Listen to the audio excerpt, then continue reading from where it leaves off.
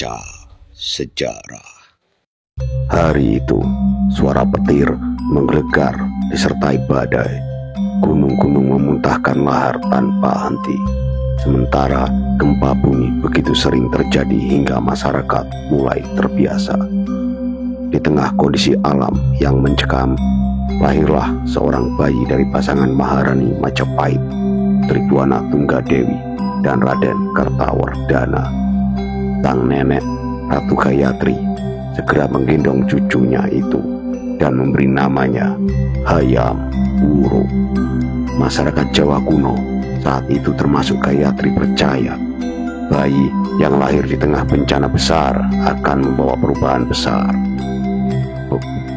bagi Majapahit di masa depan.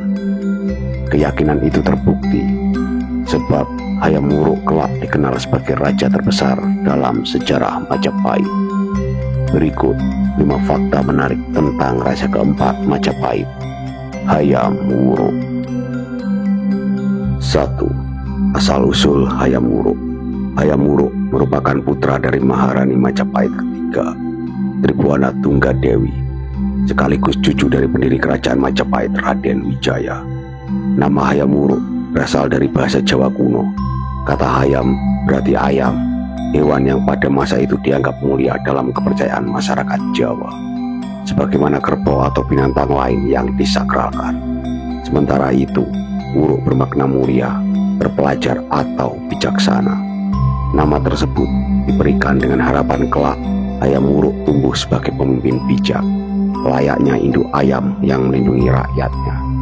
Tidak seperti raja-raja Jawa lainnya yang jarang dicatat tahun kelahirannya. Kelahiran Hayam Wuruk justru terdokumentasi jelas. Ia lahir pada tahun 1334 Masehi, bertepatan dengan terjadinya rangkaian bencana alam besar, gempa bumi, badai hingga letusan gunung berapi. Peristiwa itu dijadikan penanda atau tetenger bagi kelahiran seorang dalam tradisi Jawa kuno. 2. Menjadi raja di usia belia.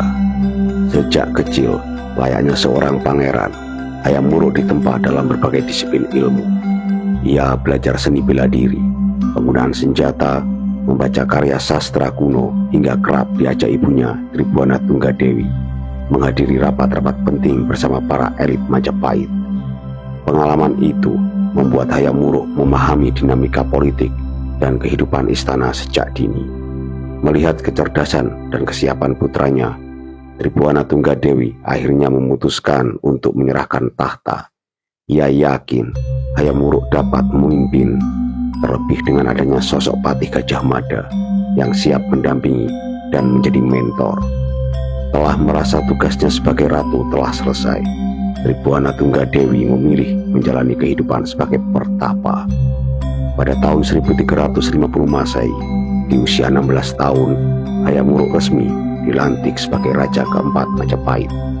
Dalam pemerintahannya, ia mendapat dukungan penuh dari Gajah Mada, yang kemudian diangkat menjadi Mahapatih.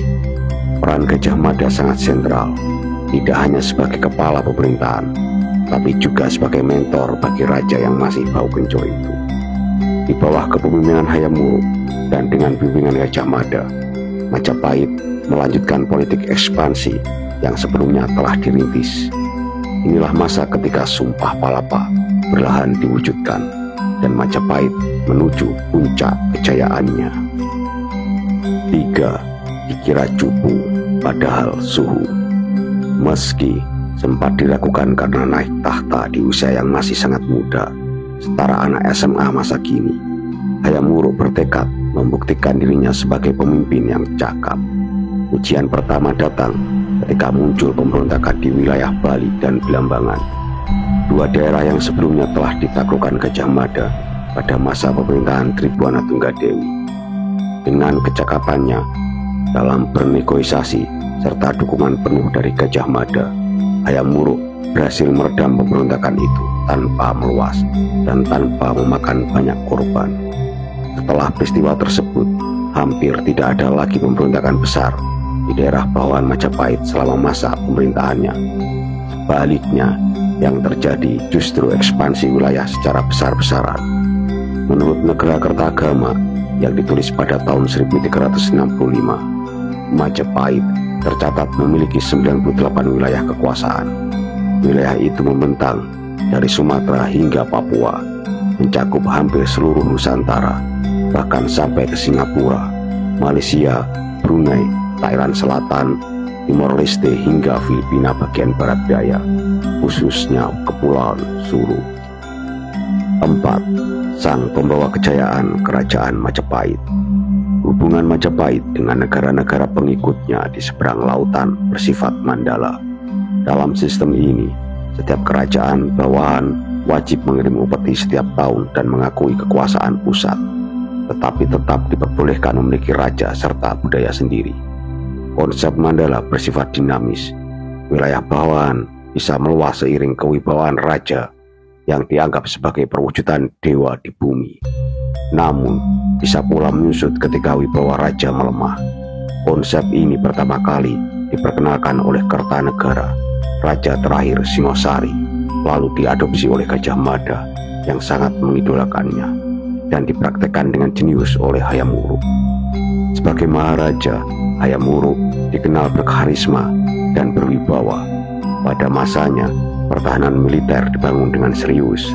Majapahit meningkatkan kualitas prajurit, memperbarui senjata seperti keris, tombak, serta armada laut, bahkan mulai memanfaatkan bubuk mesiu yang didapat dari dinasti Yuan. Selain militer, bidang sastra dan ilmu pengetahuan juga berkembang pesat. Karya besar seperti Negara Kertagama dan Kekawin Sutosumo yang melahirkan semboyan Bhinneka Tunggal Ika lahir pada masa pemerintahannya. Infrastruktur pun dibangun untuk mendukung perdagangan, mulai dari sistem irigasi hingga pelabuhan-pelabuhan di pantai utara Jawa yang menjadi pusat transit rempah-rempah dari Maluku.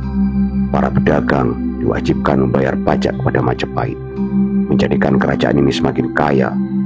Kekayaan Majapahit bahkan tercatat dalam laporan Odorico dan Bordonino, seorang biarawan Katolik Roma asal Italia yang mengunjungi Jawa pada 1321.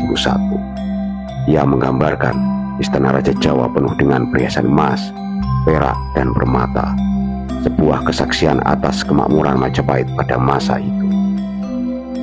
5. Penggagas politik pencitraan. Hayam Wuruk tidak hanya dikenal sebagai raja yang berwibawa, tetapi juga dekat dengan rakyatnya. Kekawin Negara Kertagama mencatat kisah menarik ketika ia berkunjung ke Keto. Saat itu, rakyat berbondong-bondong menyambut rombongan sang raja yang datang dengan kereta kuda. Melihat antusiasme rakyat, Hayam Wuruk turun dari keretanya. Ia kemudian mendirikan tenda kecil dan bercengkrama dengan masyarakat setempat dalam suasana penuh keakraban. Kegembiraan rakyat Keto begitu besar sehingga mereka beramai-ramai mengantarkan sang raja hingga ke seberang desa. Yang menarik, peristiwa itu terjadi hanya 25 tahun setelah Keto diluluh lantakan oleh pasukan Majapahit di bawah kepemimpinan Tribhuwana Tunggadewi dan Gajah Mada. Fakta ini menunjukkan betapa Hayam Wuruk berhasil memulihkan dan mensejahterakan daerah yang pernah menjadi korban ekspansi Majapahit. Untung Hayam Wuruk tidak hidup di zaman sekarang, bisa-bisa dituduh pencitraan sama netizen. Pada tahun 1364, Mahapati Gajah Mada wafat. Peristiwa ini memaksa Hayam Wuruk menunjuk 6 Perdana Menteri yang langsung bertanggung jawab kepadanya sebagai kepala negara sekaligus kepala pemerintahan. Namun, menurut catatan Empu Prapanca, tidak ada seorang pun yang mampu menyamai kecakapan Gajah Mada. Sejak saat itu, roda pemerintahan Majapahit kian hari kian melemah. Hayam Wuruk tidak lagi bergairah dalam memimpin kerajaan dan akhirnya jatuh sakit, hingga kemudian meninggal pada tahun 1389, menandai berakhirnya kekuasaan Hayam Wuruk selama hampir 40 tahun lamanya. Bagaimana menurut sahabat Kasar?